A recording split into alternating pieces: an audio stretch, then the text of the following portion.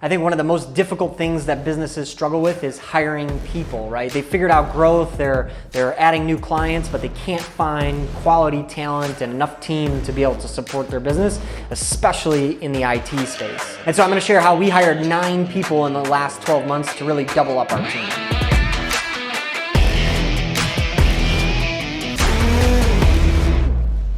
I'm Stephen Taylor, this is WeeklyST. We're really giving you a behind the scenes look into my thoughts on business, growing in the IT industry, everything else surrounding our Chicagoland cybersecurity IT company. So at the end of this video, I'm gonna give you all 5 tips, real condensed and concise, that you can kind of take home with you to implement a better recruiting and hiring system in your business. You're gonna wanna see more of these videos, so go ahead and add me your top 8, like, subscribe, and share out to your network as well. So recruiting, hiring, and keeping good talent is super important for every business, and it's something that I think a lot of teams and companies struggle with, right?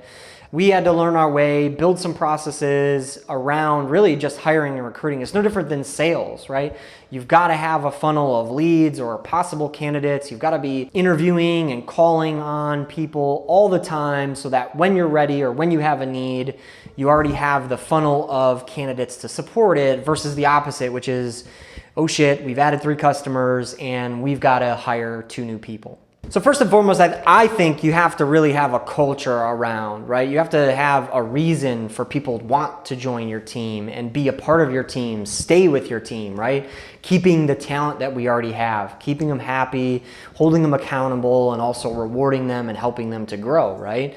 And if you don't have that, I don't think there's any tips or tricks that I could give you to recruit or hire 15 more people. If they're not gonna stay, if they're not attracted to your business and your organization, and maybe even you as the leader, you know, that kind of stuff isn't really gonna work out. So I think culture is first and foremost the most important thing when it comes to this hiring and recruiting and building out your teams. And one of the things that I've found great success in is really giving people the autonomy to be able to do what they know is best, right?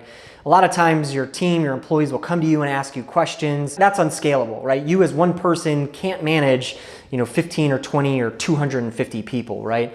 So getting them to answer their own questions or allowing them and giving them some runway to be able to, what I say, go with what you feel, again, gives them autonomy, empowers them to be able to do things, and they're gonna make good decisions, right? Sometimes mistakes are gonna get made, that's okay. They're gonna learn from that, and we talk about it in delegation. It's challenging for some people to delegate because they're worried that somebody else isn't gonna do it the right way or the best way, or they're gonna make mistakes, and that's okay. You as the business owner or as a manager or as a leader, you're not scalable. So you've gotta empower people and enable them to do the work for you. And another one of the things that I've learned over the years is to be upbeat, positive, encouraging, right? And so I actually took my own title, CEO, right, for the formality's sake. And I now call it consistently encouraging others, right? It's my job as the leader of the organization, no matter what might be happening, no matter what challenges we might be bridging, to always be the positive face of the company and leading kind of the team into whatever it may be in an encouraging and an uplifting way. So another hugely important thing, when I started a business, I always thought, I want to take care of the team that's a part of this business too, right? I see so often, so many big businesses or other businesses, it's all about the flashiness of the owner. It's all about what goes into their pocket, and they're self-serving, right? And then their teams are left out in the cold, they're not taken care of, and those kinds of things. And so I always thought, I'm gonna take care of the team that takes care of me, that takes care of the clients. Our mantra has always been around taking care of our team.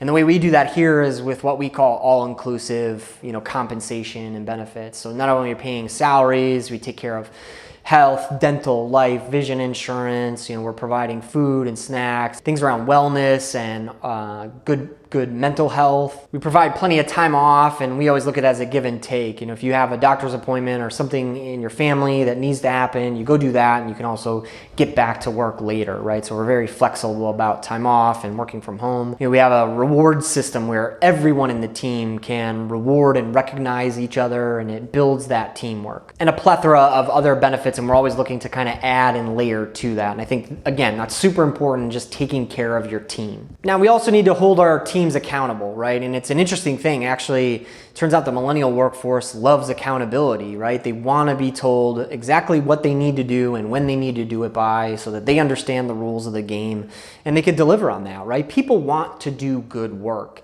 and it's our job to hold them accountable, and it's our responsibility, really.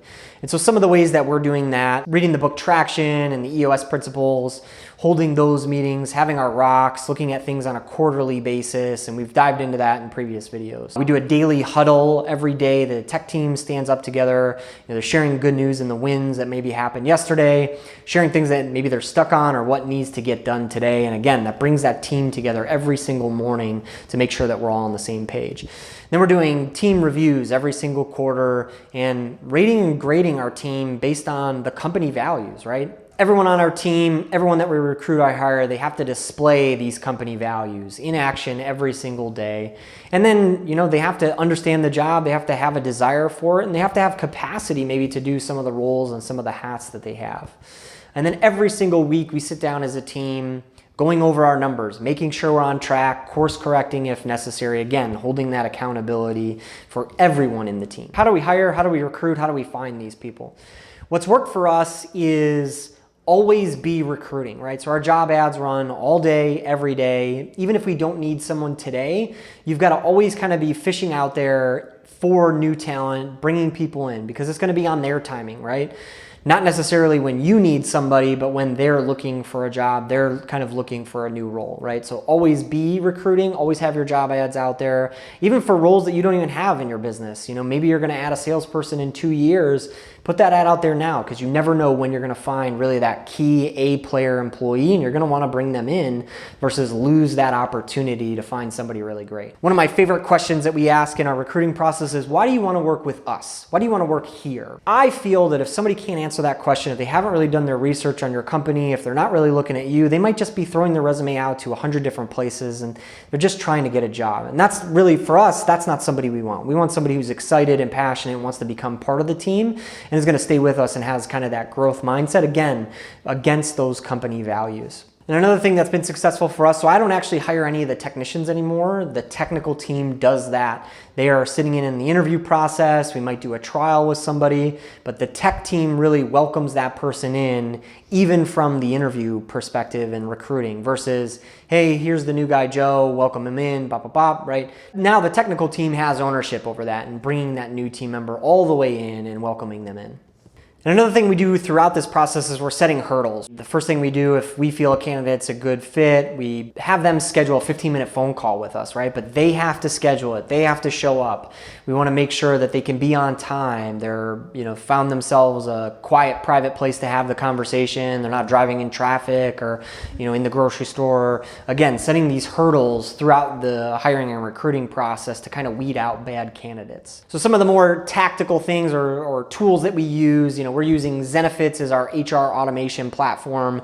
Brings in, has all of our team. We hold the reviews in there. We do our payroll and compensation through there. So it's one awesome system that kind of unifies everything for us. Our HR recruiting system is Jazz HR, right? Does a great job of putting out all the job ads to the networks and even to social media, right? So sometimes people are even coming in through Facebook or Indeed, whatever it may be. Jazz picks all those up, and then we can kind of organize all those recruits and run through our interviewing and hiring process in there as well. So 5 takeaways on this hiring and recruiting process. Really, it's defining your company values, right? Everything has to lead with the values. You've got to have a great culture first before you can attract and retain good talent.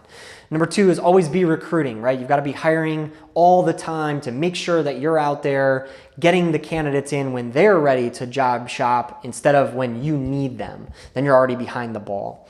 Number 3 really is set hurdles and ask the tough questions, right? Really dig in and make sure you're asking the questions that you need to make sure that you're getting good candidates and good hires versus bad apples. Number 4 is involve your entire team. Bring everyone involved, get everyone involved, have them own the process so that when they make a new hire, that person is immediately welcomed into the team. And number 5, embrace accountability, right? It's challenging, but it's also our responsibility as leaders of these organizations to hold our team accountable and course correct when necessary. Hopefully this is super useful, helpful, so that you can hire and recruit in your business, find that good talent, hire that good talent, and really keep that good talent. Give me a like and subscribe on this video, and we'll see you next week.